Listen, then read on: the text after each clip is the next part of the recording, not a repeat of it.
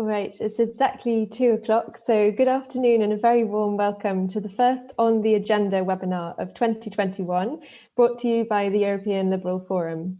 My name is Lauren Mason, and today we're going to be talking about the Digital Services Act and the Digital Markets Act, two important pieces of legislation that I'm sure will be very much on the agenda over the next few months. I think it's fair to say that the COVID-19 pandemic has shocked us all into getting to grips a bit faster with the digital world. And it's now 20 years since the e-commerce directive. It's definitely high time for the EU to update its rules for the digital realm. The proposal by the Commission is not necessarily without its contentious points, so I'm sure there'll be a lot to discuss today. We're joined by 3 excellent panelists and our moderator, Beatriz Rios. So with no further ado, I will hand over to Beatriz to get the discussion started. Thank you, Lauren, and thank you everyone for joining us today. Happy New Year to everybody.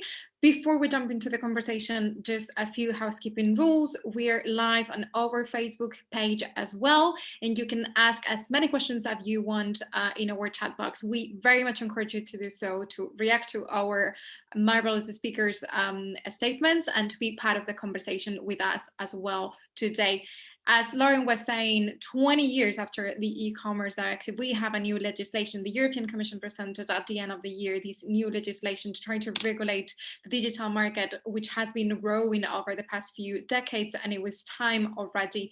But it has raised many concerns, many reactions, both from the businesses, but also from the consumers' organizations.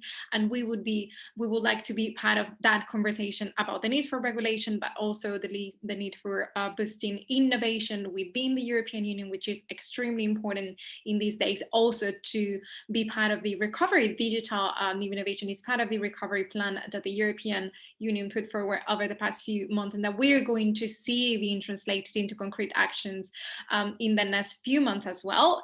But I wouldn't like to take any more time from you. I would like to jump straight away into the conversation, and I would like to give the floor to our first speaker, who is Daniel Castro. He's Vice President of Information Technology and Innovation Foundation and Director of the Center for Digital for Data Innovation. So please, without further ado, you have the floor, Daniel. Thanks so much, Beatriz. I'm happy to be here and happy to share some thoughts on both, the DSA and the DMA. So I'm with the think tank, the Center for Data Innovation. We have offices in Brussels and DC, and we're focused on how do we get more innovation in the digital economy. So I'll just jump right in. I think, first of all, the objectives of the DSA and the DMA, this goal of harmonizing rules across the digital single market, it's certainly valuable. And the DSA in particular has a number of provisions that will benefit and empower consumers and increase transparency in online platforms. So I think some of the most positive steps include clarifying the liability rules for online intermediaries while also maintaining the existing principles from the e-commerce directive. I think that's something a lot of businesses were looking for, that continuation, and the DSA delivered on it. The second is increasing advertising transparency for consumers, such as by making it clear, why they're seeing an ad and who paid for an ad. These are things that a lot of platforms in the advertising industry has been moving forward with. I think codifying that as a rule is a good step forward. One of the most innovative ideas in the DSA is the proposal to establish the Know Your Business Customer requirement to ensure platforms can collect information about their commercial business users and verify their identity. The goal here is to stop bad actors from using legitimate services to engage in illegal activity, such as selling unlawful or unsafe goods and services. I think that's a really positive step to ensure that we get bad actors off of these platforms, make sure they can't hide behind a cloak of anonymity as they're trying to sell counterfeit goods, distribute malware, or engage in online scams. I think with this information, providers can now provide more information to law enforcement so they can aggressively go after bad actors, and that'll create a more secure online environment for consumers. But I think there's also a number of red flags in the DSA. First, it remains to be seen how well the EU can actually harmonize rules across its member states, because as we know, different member states have different policies and laws about what is actually lawful speech. And so the process might be the same, but the impact of these rules will still look different. And there's certainly also different interpretations of what would be harmful but not illegal. In addition, there are a number of obligations in the DSA that would be imposed on what they're calling these very large platforms, such as requiring the codes of conduct, transparency for recommender systems, external risk auditing, and data sharing with third parties. I think here it's where the DSA really goes adrift by focusing on platform size rather than on conduct. Because if these provisions are necessary for online safety and protect consumers, then it's unclear why they shouldn't also be applied to smaller platforms. I think the risk here is that there could be unintended consequences of size-based rules. So for example, there's one risk that bad actors will simply flock to the smaller platforms, making them less reliable for consumers, and in the process, actually undercutting the competitiveness in relation to the larger platforms. And this focus on size is also a problem in the DMA. The DMA sets out to define and prohibit practices by what they call these gatekeeper platforms. And the designation here partially appears arbitrary. It's certainly focused on non-European businesses. And the gatekeepers have to adhere to certain prohibitions and obligations. I think some of these are problematic. There's a number in here. I just want to mention a couple as an example. So one, the DMA prohibits the practice of combining data from one service with another, or authenticating consumers into multiple services provided by the gatekeeper automatically. So for example, a Gmail user wouldn't automatically be signed into Google Maps without consenting to this. The problem is, the GDPR already gets into these consent requirements. So that means this new obligation is either trivial because consumers are just going to consent anyway and they didn't care about it, or it's unnecessarily increasing transaction costs. Or, to take another example here, consider the prohibition on gatekeepers forcing third parties to use a gatekeeper's core service. This type of rule is, presumably targeted at something like Google's Android business model. So companies could get access to, for example, the Google Play Store, but they could use a different search engine and not engage in ad sharing revenue. So there's two problems with that. One, it creates a free rider environment. So, you basically don't have money going back into this ecosystem that funds Android. And second, it would lead to a loss of revenue for the device makers, who would then have these higher costs that they'd have to pass on to consumers. And the last example I just highlight from the DMA, from this list of prohibited or required practices, would force gatekeepers to use third-party identification services. So these types of interoperability requirements don't seem to be targeting a specific problem, but they could expose companies to security vulnerabilities because the company would no longer be able to control how consumers are actually authenticating to their services. They couldn't see the type of malicious activity that you sometimes see when these services are under attack. And they can't see when there's different types of password theft or data breaches. So that could create liability for these companies and also create new risk for users. So I just want to end by coming back to this kind of core problem that I see in both of these proposals, where it's focusing on platform size rather than conduct. Of course, I think we all certainly see that there are a number of concerns around the online environment, but it's not clear that these are caused by the fact that there are big players, rather than just simply the fact that big players are what we have on the internet. So that's where we see some of these problems. So I just ask you to consider a hypothetical. Imagine for a moment that there were no large platforms. We only had small and medium-sized online businesses. Do you believe that there would be no harmful online content? Do you believe that there would be no online misinformation, no hate speech, no calls for violence from extremist groups? Would none of these bad actors use the internet anymore? I think the answer is no. Of course, they would just use the platforms that are out there. And so we should be really writing rules for internet platforms, regardless of size, and focus on the concrete problems that are out there. Thank you for that, Daniel. Maybe a follow-up question, because you're focusing on particularly these, and I was wondering, what did you think is the logic behind targeting size and not so much content? Because you have a fair point in saying this is not something that is necessarily linked to the size of the company. This is something that is happening anyway, and maybe if we focus so much in the size, we're not so much targeting the actual problem that we have with the internet. Yeah, well, I think the goal of targeting size is that obviously you can have the biggest impact there. I mean, there is a certain logic to that, and saying, well, if this is where people are, let's fix the problem there.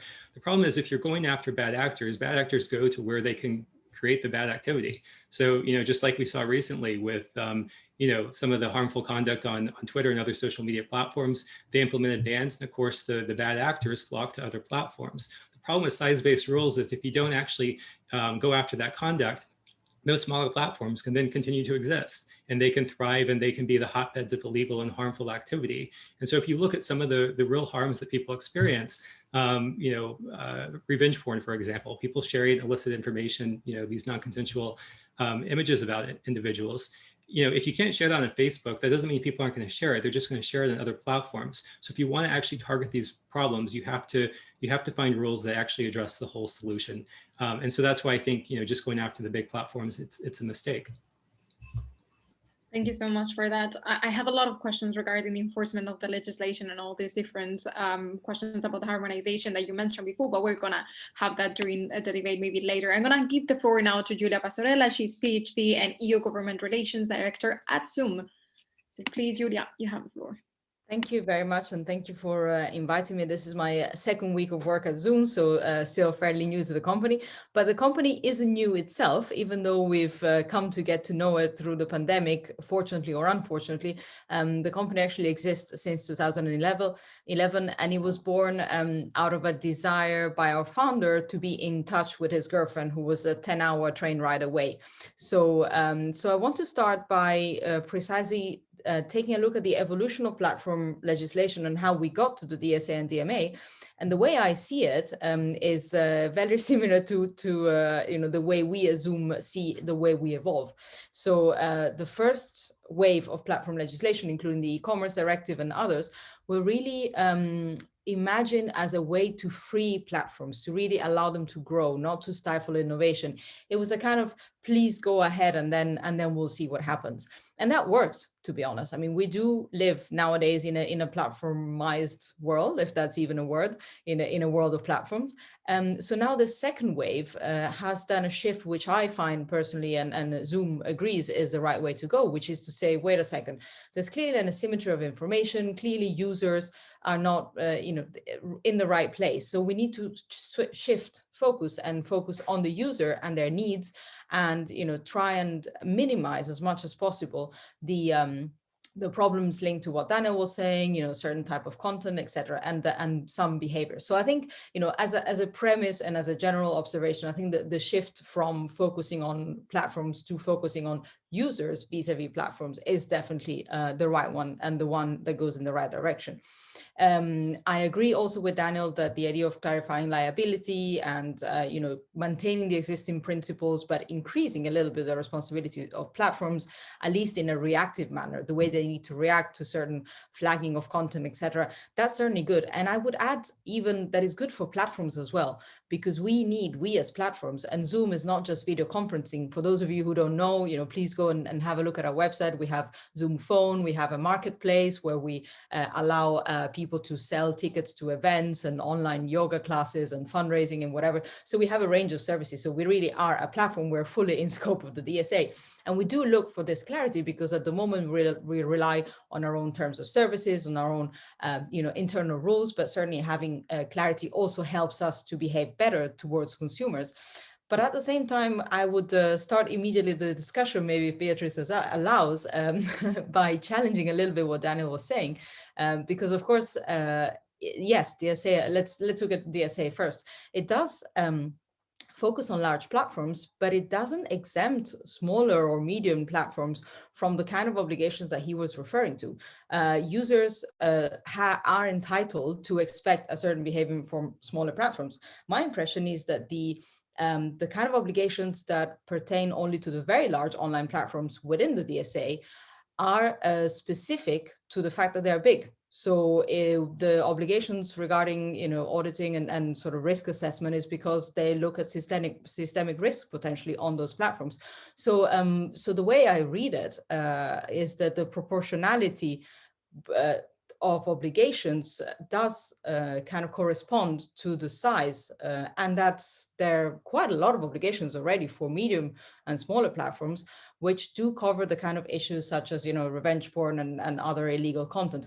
I agree that there's maybe lack of clarity, and I guess it's on purpose, the lack of clarity as to how to define illegal content. And a lot of people I've spoken to were kind of sad that there weren't any specific definitions and that harmful content wasn't really touched upon at all. So I do agree that it's the implementation and the different national systems, etc., are going to be a challenge.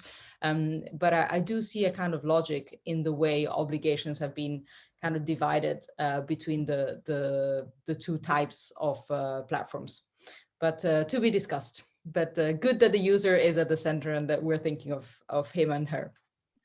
I think going back, and we definitely have to launch the conversation on that side, but as you were saying, definitely having an EU framework also gives some clarity, considering that right now the e-directive didn't cover all those many issues, but in many ways it was national legislation that was applying, and therefore platforms that base everywhere in the world, they have to adapt to different legislations. Where we have big market in the European Union, it's very much important to have a current and a common legislation. I'm gonna retake that challenge that you took on, Daniel, afterwards, but we're gonna jump straight away and give the floor to Jen. He's Jan Penford. He's Senior Policy Advisor at European Digital Rights. So he's very much happy to hear that the businesses are caring so much about the consumers' rights. I'm very sure. So please, Jan, you have the floor now. Thank you. Absolutely. I mean, I'm totally thrilled to hear that everybody talks about the right of users and, you know, that we focus on people, because that's exactly what we do at EDRI. We're a non-profit civil society organization which focuses on the rights of users in the digital world. Yeah, we're also happy that that the Commission has finally proposed those two laws. I think it's high time, and there is a lot of possibility and opportunity to get this right and to update the rules that the internet needs to protect users the way they deserve to be protected, and they have the right to be protected. And I agree with my previous speakers that a lot of the things that the Commission proposes have been done right, and I would also fully support what Julia said about the need to make a differentiation between how to regulate small, medium-sized platforms and how to regulate big platforms.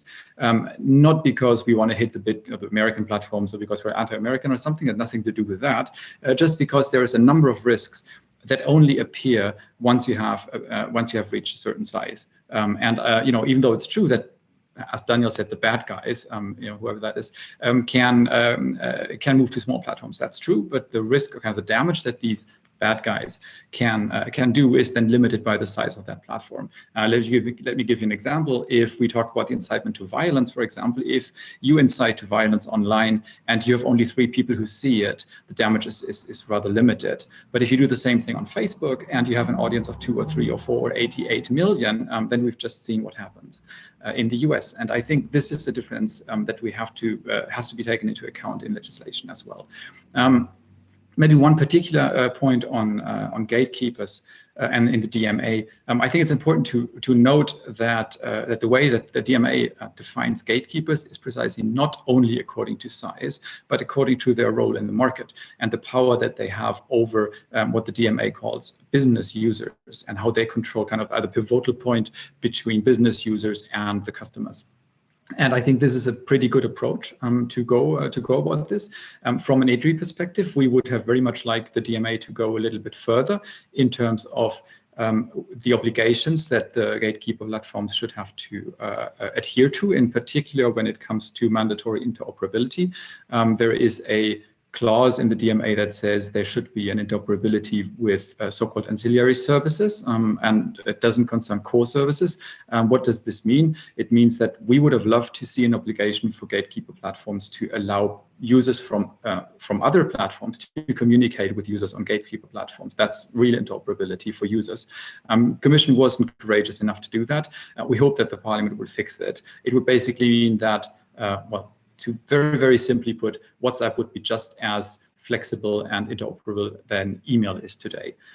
Yeah, I think that's for the DMA. I think it's important to mention that as well. When it comes to the DSA, I think there's a lot of good ideas in the DSA. I think, you know, as Daniel and Julia have already mentioned, notice and action system, also a good idea. So the possibility for users to notify platforms about potentially illegal content, that's definitely something that we need. Many platforms already offer that today, but it's very intransparent. It's not clear, you know, what the follow-up of these notifications will be. Often you don't get a response at all. Sometimes content is taken down, sometimes not, and nobody knows really why. And this needs to change. And so it's important that legislation prescribes what kind of reaction platforms need to have towards a notification that they receive for potentially illegal content. And that is something that the DSA can potentially deliver. Unfortunately, the Commission has gone a little bit too far with their desire to take down content by creating a provision which, well, let's put it that way, creates a noticeable incentive for platforms to take down content without further thinking about it, because otherwise they would be legally liable for something. So basically, they would be liable as soon as they receive a notification, unless they act on this, which means the only commercially really reasonable reaction of a big platform is they take it down just in case, to avoid liability, and then see if someone says something against it. If nobody complains, fine, just leave it at that. That would be the cheapest reaction for a platform. That's what we expect platforms would be doing based on this. We very much hope that in the political process this can be fixed at a later stage. Otherwise, I think there's a lot of agreement as well. Know your business customer. I think it's a good idea. Yeah, very happy to discuss this as well. We're a little bit disappointed, maybe as a last point, if I have a minute left, a little bit disappointed about the lack of stronger regulation of online advertising. I think the transparency rules are a good idea. They already go a long way helping people to better understand how they're targeted with advertising. But the contempt and the ignorance of big platforms at the moment with regard to the data protection legislation that is already there when it comes to the use of personal data for online advertising is staggering. And it looks like that is not going to change unless the DSA puts an additional strong layer of legislation on top of this by limiting the types of personal data that platforms are allowed to use to target people with content. But that's a different issue. But this is something that the Parliament can obviously add later on in the process. Thank you. Thank you, Jan. We're talking about legislation that is only being tabled now, but we're definitely gonna have to look at what happens when the negotiations start between the Parliament and the Council. Indeed, I wanted to give the floor to Daniel to have a reaction because both Jan and Julia have reacted to the question of size versus content, and then I would like to touch upon something that the three of you have mentioned, is the question of the no definition of illegal or harmful content, and how do you address those issues? Who should be in charge of taking down that kind of content, and so on and so forth. But first of all, please, Daniel, do you have a reaction to these comments?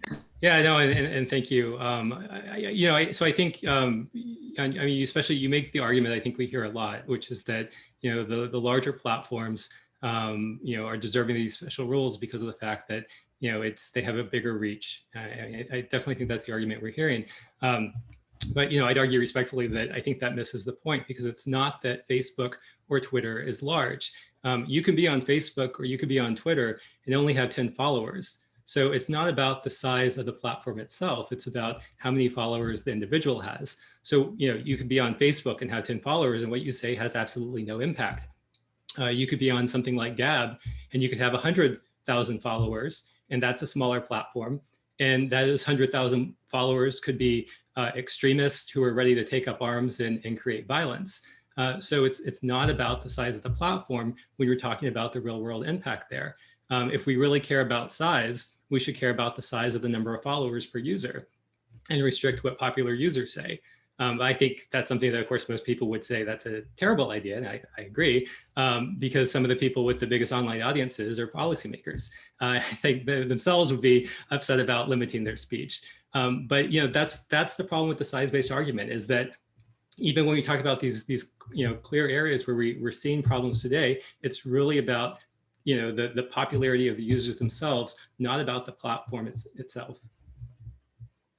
Maybe if I can jump into the side of Jan and Julia, and I'm going to retake one of the arguments that Jan said, it's also the question about the size in the market. It's not only the size of the company or the platform in itself, it's also the capacities that they have to shape the market and just shape the rules in a way. And I think this is also part of the conversation, because we're talking about a legislation that comes to 20 years after the first legislation that was in place in the EU, and the market has changed significantly, and it's been partly shaped by those platforms as well.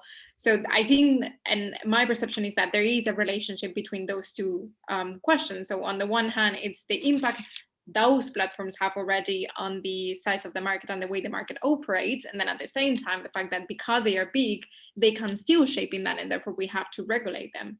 Do you share that argument, or how do you respond to this? Was that addressed to me?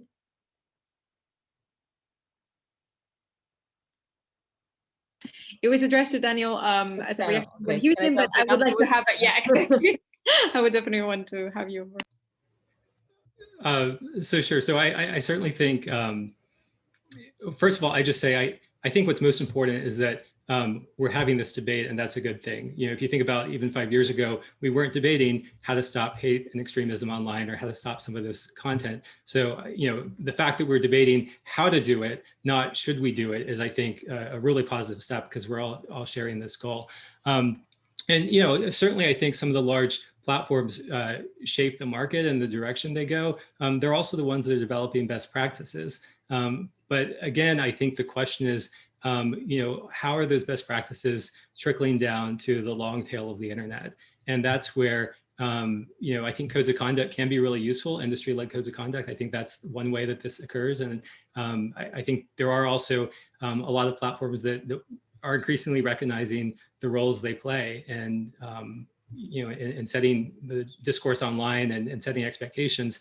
And so they're more likely to be, you know, looking internally and asking, what do we need to do to address these types of problems? I actually think you know, some of the recommendations or some of the proposals on the DSA, again, like this idea of a third-party risk audit and then developing mitigation strategies, I think that's a great strategy. You know, it's this risk-based approach. My only point is it shouldn't be applied just to very large online platforms. That kind of approach, which if you look at other areas of platforms, for example, cybersecurity, we're moving to a risk-based approach where it doesn't matter the size of the company. You say, well, it's just there's a certain process you have to take to analyze risk and respond to that risk. So my point is that same approach should be taken even by a smaller company. And otherwise, we're not going to solve these problems that we all are talking about and care about if we only fix it on the large platforms. That's my main point. And I think Yule wanted to react to that, and also because you was mentioning before that those legislation are going to apply as well to smaller companies. Yeah, no, I have a couple of responses. So on the applicability of the cybersecurity requirements, even the review of the NIS directive, so NIS 2, does carve out a little exception for very, very small platforms. So I think, but okay. But in answer to your first point on, well, if you have 10 followers on Facebook, it doesn't really matter whether you incite to hate. Well, if that post goes viral on Facebook, then you do have a reach of, I don't know how many, you know, millions of subscribers Facebook has, but it's not against large platforms. It's just that you know, there is a size, and we see it ourselves as Zoom. I mean, we have grown incredibly over the last year, and we are aware of the fact that now we have a greater responsibility to keep people, you know, connected, to keep education systems going, to keep healthcare going. So we are aware of the fact that you know, sooner or later, you know, we might reach a point where we are also, in a sense, systemic, and I think platforms need to be kind of aware of the role that they play in society and take on responsibilities accordingly. So, and I agree with your point that codes of conduct and in general, kind of voluntary initiatives were already on their way. I mean, Zoom as such has already ways in which people can flag illegal content or in general potential violations of terms of services. Either it's just users can do that either in the meeting or on the on our website. But we also have a trust and safety team that kind of uses a mix of safety tools to look proactively for evidence of you know, illegal or abusive activity, especially with regards to child abuse. So you know, us as well as lots of other platforms were already on the way because we are aware of this of these issues. But it's simply that having a better framework helps us in these efforts. So I would say that voluntary efforts can always go beyond. Whether we're large, not large, very large platforms, whatever we can do better, but at least having a level playing field for online platforms, I think that's that can only be good. Definitely, and again, it's a question of harmonization as well, and not having to adapt to different systems once in a while. Dan, maybe you would like to react to those comments? Yeah, I think it's a super interesting conversation to have, and thanks for making space for this. I don't want to ride too long on the wave of should we have separate rules for big ones or not big ones, but I think it's important. It's an important moment to also ask ourselves why the internet. Like we talked about platformization, like why does the internet look the way it does today? Why are we dependent on a handful of large centralized platforms where that obviously publicly what they promise is that they connect the world, they connect people to each other, whereas what they actually do is that they connect people to that platform. And that's what their main goal is, because the whole value of platforms such as Facebook or Twitter or YouTube comes from the number of users. So that the user base is what makes up the value that the company has. And so this is all the commercial interest that they have, is keeping people on that platform. And that by definition reduces the freedom of people to move away as soon as there is no alternatives out there anymore. And that's what we're seeing right now. And it hasn't always been that way. That's really a development that started in the last, let's say, 10 to 15 years, when the big platforms started operating.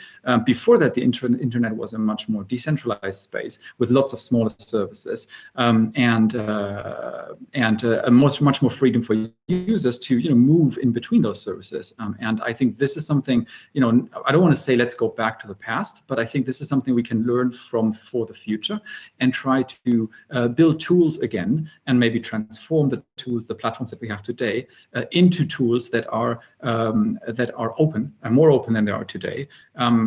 Well, I said interoperable with other platforms. And Twitter is doing that, as an example, slightly better than other platforms, such as Facebook, for example. Twitter allows you to use third-party apps, for example, to access Twitter. It allows you to cross-post, so to post something at the same time on Twitter and on an alternative microblogging platform, if you like. And so this kind of, and they're doing it not perfectly, but at least there is some consideration of how can users benefit from this kind of openness.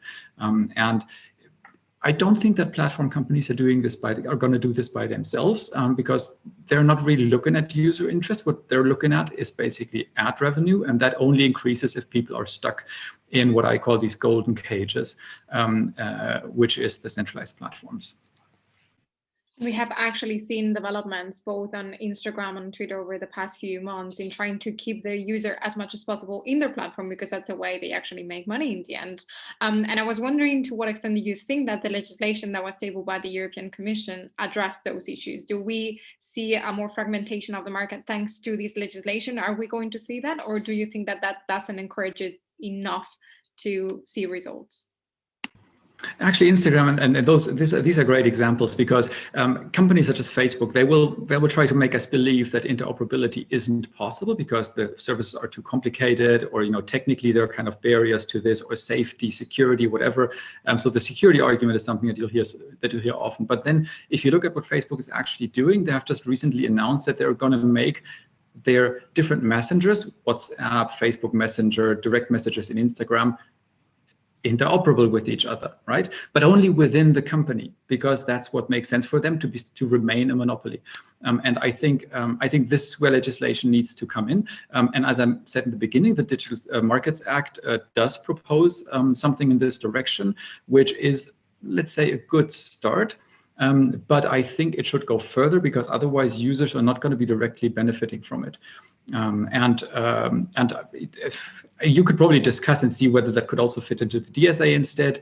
But I think this kind of legislation this kind of provision does make sense to focus on gatekeeper platforms. Why? Because we would like to avoid to force every single kind of small open source app, side hobby project, software developer to be forced to be interoperable with everybody else. This is basically just stop innovation, basically. That's not what we want. But once you become a gatekeeper and you're basically literally keeping a digital gate, then I think this kind of obligation can be incredibly beneficial for users. Now that we're talking about interoperability and engagement, I'm going to recall to our audience that they can ask questions if they want. So they have a chat box where they can leave the questions, and they can tell us to whom they are addressing that question. I wanted to have a reaction from Daniel and Julia maybe on this question of need for a more fragmented internet and more interoperability between different platforms. Maybe Daniel, you would like to take the floor first?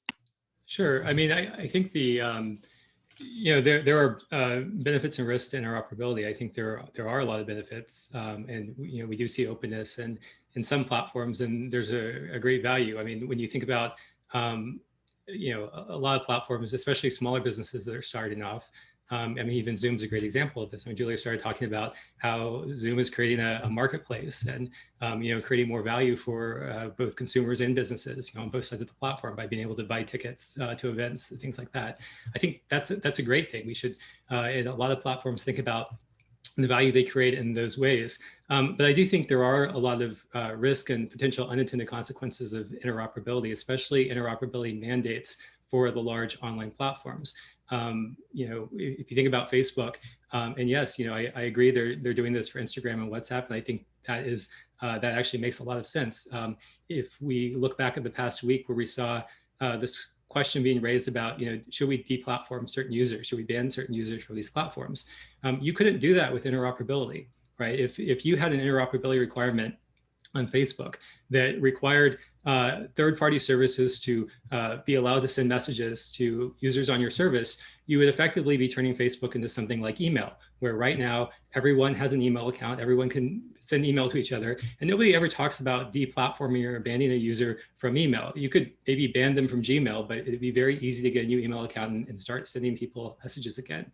The ability to ban users, to control that flow of information, I realize that's a hot issue right now. People are very concerned about platforms having too much control, but the opposite of that would be no control. And that's what you would get with these kind of interoperability requirements. And I don't think that's the right solution. There's probably a middle ground between gatekeepers having all the control and having no control. I think we want to move towards that middle ground, not towards that kind of anarchic state. Thank you so much. I'm really enjoying this lively conversation where we just want to react to each other. Jen, you would like to react to the comments that Daniel did me. No, I did. I felt like I was called into question when they were talking about open versus closed platforms, etc. And I do want to confirm what Daniel kindly repeated, which is that if you go on the Zoom website, you will find 55 pages of different apps that you can integrate into Zoom, including Teams. So really, we're super open. So the idea is precisely to you find Slack and Asana, like all of the project, like loads of different things that you can integrate. And our idea is precisely to say, what does the user need at this stage, and not, how to keep it on our platform, especially because Zoom doesn't make revenue out of advertisement at all. So it's not a similar business model. So it's funny that this legislation is applicable to, they're just referred to as online platforms, but there's so many different business models behind that definition. And it's going to be interesting to see, how exactly, whether it will be the kind of regulation that will help or hinder or allow platforms of such different natures to actually work. So that's the only thing I wanted to add in my defense. Jan would like to react to Daniel's comments as well. Yeah, just very quickly, because I think it's not entirely correct to kind of say there's either we build centralized platforms and have control, or we don't, and then we have no control. That's not, and you said it yourself, there's a middle ground, and this middle ground can be achieved with interoperability. It's not like, oh, we introduce interoperability and then there is suddenly anarchic chaos. But that's exactly what big platforms try to make us believe. And I think Zoom, thanks Julia for the example, Zoom is a good example for how that middle ground could look like. So obviously you can have services that operate with each other and still, have a level of control. It won't be centralized corporate control based in Silicon Valley, maybe, but I would challenge that would be bad to let go of. Thank you for that, Jen. I was actually thinking about the question of smaller, bigger companies and so on and so forth. One of the objectives of this legislation was meant to boost innovation within the union, because as you were saying right now, most of the companies we're talking about are based in the US, even though they operate in Europe, and they had a lot of influence in how the market works in Europe. So I was wondering if you think that this legislation, maybe by creating certainty, as Julia was saying before, maybe by creating this framework, is actually allowing for smaller companies to grow within the European Union. To what extent do you see these can actually be an opportunity for innovation in the European Union? would like to react to this? Maybe Julia? Sure. I guess I see that more with the DMA than the DSA. I think the DSA is really thought in and around the user and the user in its relationship with the platforms.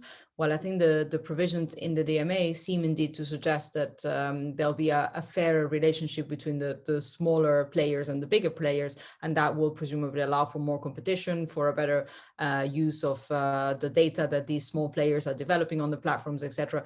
So I wouldn't put them both in one bucket, even though of course they've been presented as such. But in the presentation, I remember Margaret Vestager was comparing them to a new system of traffic lights needed once you have too many cars on the road, the equivalent in the judicial world. So I think that's more the DSA, where it's putting traffic lights, and maybe the DMA is more, putting new engines in cars and encouraging even the small Fiat Cinquecento to go faster. That's a little bit how I see it.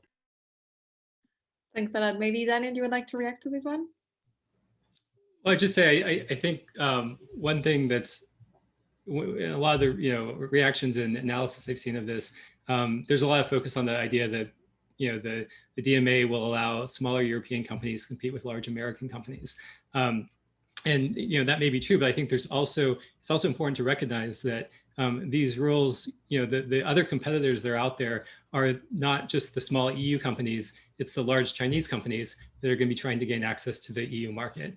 And so it's not just kind of the startups, EU startups versus the large American companies, it's also the large Chinese companies versus the small EU companies. And when we're, since the goal of this regulation is to shape the future of the internet, I mean, that's ultimately what we're talking about. I do think it's worth spending more time reflecting on how this will shape that dynamic. Are we really just kind of rolling the doors open and the welcome mat out for these Chinese companies to enter the market and take over and control how these systems operate and are designed, and what will that look like, and what will that mean for European consumers and businesses in the future? So I don't have a concrete answer to what that is, but I think it is something that is very important and has been kind of overlooked in some of this analysis. I think it's interesting that you mentioned that, because one of the things that I had in mind when I was preparing this moderation was the question of the need for an actual global regulation on these matters, because in the end, it doesn't matter that you have particular legislation in Europe or in the US or somewhere else if it doesn't apply to all those companies at global level, because in the end, they are operating everywhere. And one of the things that we've seen, one of the latest developments that we have seen, is that Commissioner Thierry Breton, he's trying to reach out to the US now that we are going to see a transition into the Biden administration, because he's meant to cooperate on this legislation. It's not something that you can apply just to a single territory, because we're not talking about businesses that are based on one place and they're not operating somewhere else, but it's the exact opposite of that. They are trying to operate as long in as many places as possible. So it's interesting, these kind of questions of which companies are we targeting with this kind of legislation, and how are we going to target some other companies that might have an impact on the market as well. Maybe John, you would like to react to all this conversation that we're having just right now. Yeah, I mean, I'm not from a company, so I'm really looking at it from the size perspective. But I generally agree with Daniel. It's not very useful to kind of think of it as a legislation for American companies. That doesn't make sense. For the user, it does. The internet is global. It shouldn't matter whether your company is based in Europe or not. What should matter is if the company respects your rights and which kind of rules the company follows. I would tend to think that the Commission by now thinks of themselves as being some form of a global regulator in this, at least kind of a pioneer. Not sure that's it's a good thing or a bad thing, but we'll have to see what comes out of this. But I guess global cooperation is positive in this regard. Thank you for that. We have two questions, so I'm going to go to the chat and share them with you. The first one comes from Victor Tanis. Thank you very much for the very interesting conversation. Do you think that the private sector platforms were sufficiently heard during the consultation phase? Maybe Julia. The thing is, I wasn't at Zoom in the consultation phase, so I can't really answer this question, to be fully honest. Daniel, do you have information regarding the question? I'll say that some of the ideas, as I mentioned, the Know Your Business Customer rule, for example, that was something that I know some companies were really pushing for. It was an idea that kind of I think had outside support. So I think that's an example of where they have listened to it. I think there was a lot of support for the idea of maintaining the current liability protections, and so I think they were listened to in that regard. But I think there's a lot of areas where again, when you start breaking up the market and you say, well, we're going to treat these companies differently than these companies, it makes it a lot easier for competitors to start saying, well, why don't you apply these rules to my competitors, because that'll put us in an advantage. So I would suspect that some of the segmented out companies would say they weren't heard enough. In any case, what we know in the EU is that during the process of the negotiation with the Parliament and Council, usually companies try to make themselves heard, so that shouldn't be an issue at all. We'll see it in the future, and we know that they try to influence as much as possible the legislation. And we have seen indeed that the European Commission launched a consultation on this regulation, in which they were engaging with all the different stakeholders to have their views in mind when they develop the legislation. Always creates problems anyway. Not everybody's happy about it. We saw the reactions from the different companies, and of course the bigger gatekeepers were not very happy because they felt targeted. But for others, they assumed that it was something that it was needed to regulate the market, as we were discussing before. We have another question which is way more philosophical, I'd say. What is the role of education and awareness raising initiatives in countering hate speech and fake news? Is regulating and censoring just not the easy option that fails to address the root of the problem, which is why such ideas and attitudes circulating online are so appealing? I think this is a very fair question, but it also bring us back to the question of the definition of what is illegal and harmful content, and to what John was talking about before, about the question of the power that, or the incentive that now the platforms might have to just take every content that might be problematic down without even engaging in an actual investigation and trying to know what was happening, where is that content coming from, where is that user base. Who would like to take the floor to address this question? Julia first. Yeah. So I think I'll first make a distinction. I think the two things, which is regulating and educating, are complementary. And I'll give a very concrete example. Often Zoom was in the news because of people entering meetings and, doing racist demonstrations or insults, etc. Now, that's obviously a matter of educating these people that being anti-Semitic is wrong, and et cetera, et cetera. But at the same time, companies can do a lot more to prevent this from happening. And we are not to go into advertisement of Zoom, but we are putting a lot of kind of gatekeeper mechanisms, to use this word, to our meetings to prevent random people from joining, and to be able to block certain users, to report illegal activity, etc. So I think because not everyone is so online behavior is still in the making, and I think the online etiquette and the online the way the online world works is still happening, and lots of people who are not necessarily aware of the way it works are forced online because of the way the world is. I think these two pieces of the puzzle have to go hand in hand. So on the one hand, the technical solutions and the regulation has to ensure that users are protected to the best of the capacity of the platform or whatever service. At the same time, the educational piece is super, super important. And that's more of a political maybe issue than a technological issue.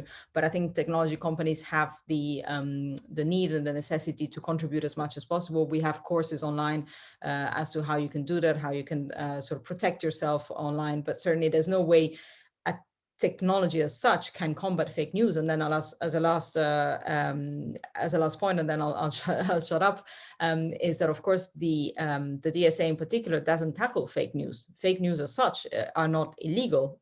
So then we enter into the gray area of these kind of contents which are not per se illegal, but certainly are not very positive for society if they get spread. So, but that's we are in the European Liberal Forum. I would always defend free speech to the extent possible. So I would rather err on the side of caution rather than shutting down excessive content. So I think it's good that the DSA stays on normative safe grounds. So it's very fair what you say. I think one doesn't exclude the other. Of course, you have to have regulation and you have to have control over what's shared, especially when that content can be illegal, harmful, or lead to violence, as we have seen in the past. But then at the same time, you have to have media literacy, you have to have digital literacy. People need to be aware of, first of all, how to check that content, but also to how to protect themselves in those kinds of situations. And I think those are two different things that shouldn't be should be part of the conversation and shouldn't exclude each other, even if they're not part necessarily of the same pieces of legislation. Maybe Jen, you would like to react to this one. Yeah, thank you. I just want to, because the question that Julia had asked Julia G has asked in the chat is interestingly formulated, because it says that regulating online speech is the easy option. I would like to challenge that, because it's incredibly complicated, incredibly hard. But you are correct in assuming that it doesn't address the root of the problem, because hate and violence and bigotry and these things aren't. They aren't necessarily tech problems only, and so tech regulation, as Julia has also hinted at, can only do as much. And I think that is what especially European policymakers should keep in mind, that there's only that much that you can achieve with tech regulation. You won't, like, no matter how you formulate the DSA, you won't eradicate online hate. You won't eradicate these things. You can maybe try to limit the negative impact that the spread of that kind of content has, but you won't be able to cleanse the internet of it. And if you try it, you'll probably end up with something like the Chinese internet. I think that we all agree we won't go to. We wouldn't like to go to. Definitely. Daniel would like to react as well, please. Yes, I mean, I very much agree with the comments that were just made. I just want to add that, I think one of the risks and concerns here is that, we don't want, the DSA to move forward and be implemented, and then businesses say, well, we're done, that we've done everything we've needed to do because we're following this law, and these problems like extremist speech online, we don't need to do anything else because we're in compliance with the law. I think that would be a mistake, and I think that's one of the risks of regulation that is too severe, because it focuses too much, it forces companies to focus too much on compliance and not enough on that kind of internal reflection that I think leads to better outcomes. One of the kind of most positive examples I've seen in probably the past year in terms of companies behaving well came from something Airbnb did just the other day. Airbnb announced that they were going to cancel all reservations in Washington, D.C. During the inauguration because of concern that these were, extremists coming to the city, to the Capitol to riot. And I think one of the reasons they did it is because Airbnb went through a real reckoning internally about some of its policies and some of the racial justice issues. And they had to, they conducted a third party, they had a third party come in and look through their processes and systems. They redesigned it to address these types of problems. But they also seem to have a real cultural change in terms of how they think about the unintended consequences or harms that their platform could create. And so my only point is, I think that's something that's great. I think a lot of companies could benefit from that kind of internal reflection, but that doesn't come from regulatory compliance. And that's not something that compliance ever will achieve. And I think we just have to keep that in mind as we move forward with regulation, that we're not, just basically sucking all the air out of the room so that that's all companies can do is focus on compliance, to the absence of, doing their own, that hard work to figure out how they can actually make consumers better off. Now that you're mentioning that, one of the reactions that we saw to the legislation table by the European Commission, particularly for countries that have very much advanced on the digital market, like Estonia, was that we shouldn't over-regulate because that could hinder innovation, and that could hinder also the internal regulation of the companies themselves according to their own functioning. Do you think that the legislation that we have already on the table does that, or do you think that it doesn't go that far? I would say on DMA, I think it goes too far. I mean, there's specific, do's and don'ts, that are put there that can obviously change. But I think some of those go too far and limit what businesses can do in ways that will be detrimental to consumer welfare. And I think, the concern there is, because of the way these are written and, this kind of 3-year requirement for when companies are covered, there's just, there's going to be a lot of behavior that won't be covered. It'll be, really focused, companies will be very focused on compliance. I think we're just going to miss out on some opportunities there. I think, the focus on codes of conduct, I mean, I think a lot of what the DSA gets is really useful. I just think it should be broadened out a little bit more. I knew that Jan would like to react to this one. Because you have the floor. But not so much in order to do counter speech, but more like to remind everybody that, or at least that's how we look at it. Innovation is great, but it's not a goal in itself. Innovation is only useful if it helps people. If there is there are companies out there who build the upteenth version of tracking tools that would circumvent tracking blockers in order to collect more personal data about people in order to manipulate them with political content. They call it innovation. I call that harmful business models. So innovation is only useful if it serves people. And I think this is the lens under which comments such as that from the Estonians should be looked at. And if the DSA or the DMA leads to a regulation that in the end throws one of those companies that hurt people with their business models out of the market, well, I'm fine with that. That's a very powerful message indeed. Julia, you would like to react to this one? No, I tend to agree. It's as simple as that. That's the way we think of innovation at Zoom. We always think we have open questions where people can ask anything to our CEO, suggest whatever. We have now developed APIs so that people develop stuff specifically for Zoom, so that again they can basically tell us through developing apps what they need. It's a good, I mean, it's the approach that we should take as technology companies. And this is why there's been such a techlash against us, because for a long time we were perceived as the ones who would just go ahead with innovation no matter what. And now I think the tide is turning, and all of us, I mean, I'm not talking just for Zoom, I think in general, tech companies are realizing that is not sustainable as a model. So I fully agree with Jan.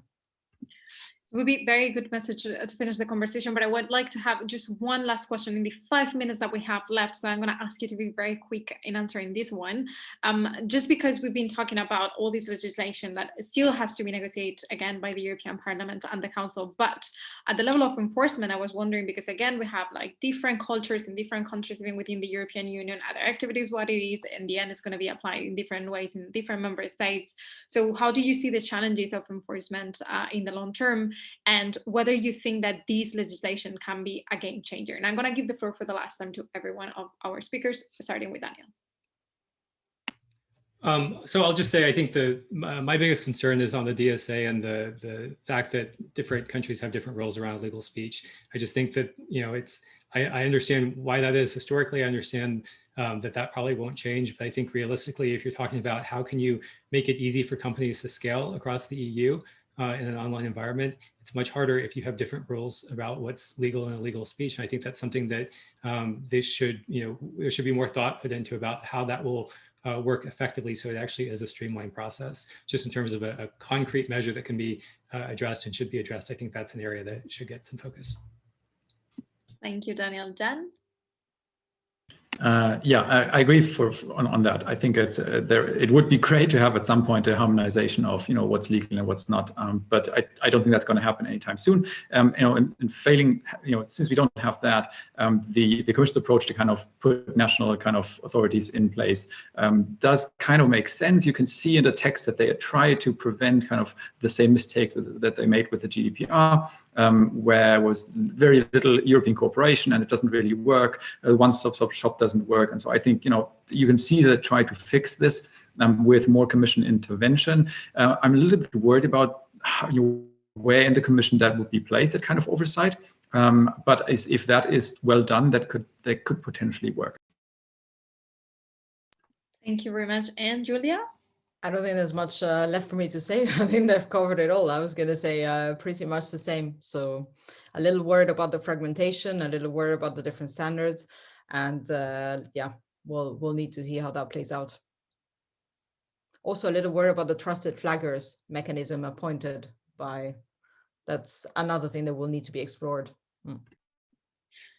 Thank you so much for the conversation today. It was indeed very interesting to have all the different reactions that we had with our panelists with different backgrounds and with fit in a lot into the conversation. I want to stick to the need of tackling the issues, not necessarily the size of the company, while understanding the impact of the size of the companies in the market and the environment.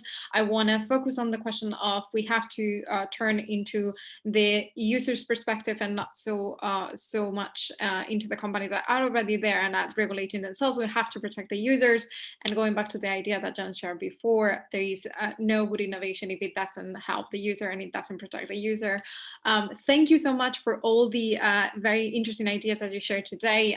We're going to be following very closely the evolution of this legislation throughout the process and the negotiation between the Parliament and the Council. And I think it's going to be very interesting to see how this evolves. That's all for me. I'm going to give the floor now to Andre for a closing remark before we finish the session. Thank you so much, everyone.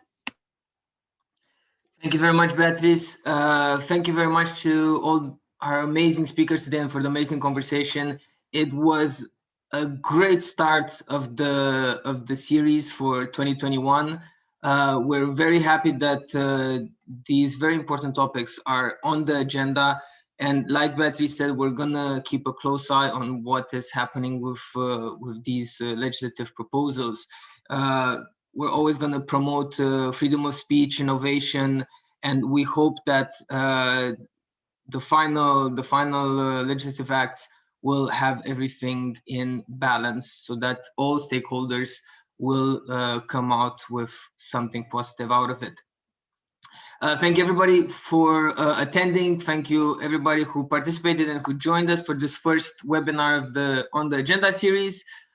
Every second Thursday from now on, we're going to look at a topic that's on the agenda of the EU leaders, or maybe was left off the agenda for a specific reason. Those are very important as well, what's on and what's off the agenda. So we're looking forward to welcoming you in 2 weeks' time. But until then, please go on the European Liberal Forum website. We have a lot of other events organized in Brussels and throughout Europe by member organizations. We have a lot of publications that were published in 2020 and that are coming up right now in the first quarter of 2021. So stay close, stay healthy, wish you a very, very nice afternoon, and thank you again for joining us. Goodbye. Bye, thank you. Goodbye.